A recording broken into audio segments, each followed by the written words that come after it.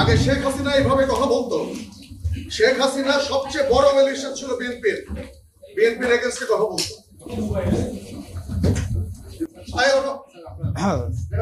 চাঁদাবাজদের বিরুদ্ধে সবসময় আমাদের কথা বলতে হবে।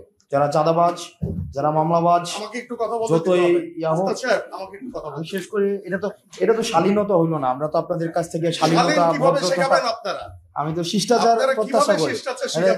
আমরা আসছি একটা প্রোগ্রামে, একজন কথা বললে আরেকজন বিএনপির এগেইনস্টে কথা বলতে পারেন না। একজন কথা বললে আমরা এটা জানি না যে এখানে এইভাবে কথাবার্তা বলা এটা মিনিমাম যদি আপনার আমরা তো জানি না এখানে এই ফোরামে এই কথা বলা একজন কথা বললে আরেকজন কথা বলতে হয় না।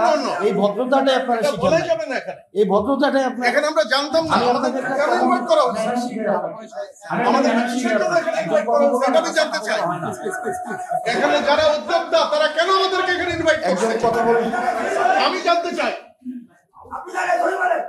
একজন কথা বললে আরেকজন কথা বলতে হয় না। আপনি বললেন আপনার কাছ থেকে আমাদের কেন এখানে ইনভাইট করা হয়েছে এটাকে আমাকে এক্সপ্লেইন করতে হবে। আপনার কাছ থেকে আমরা শিখবো, কিন্তু আপনি যদি এইভাবে একটা প্রোগ্রামের একটা না আপনি এইভাবে কথা বলতে পারেন না। আপনি এইভাবে কথা বলতে পারেন না। আমাকে বলতে হবে, আমাকে বলতে হবে কেন এখানে আমাকে ইনভাইট করা হয়েছে। আপনি এইভাবে বলতে পারেন না। আপনি এইভাবে কথা বলতে পারেন। আমি একটা দলের প্রতিনিধি হিসেবে এখানে আসছি। তাহলে আমি এখানে দলের প্রতিনিধি হিসেবে আসছি।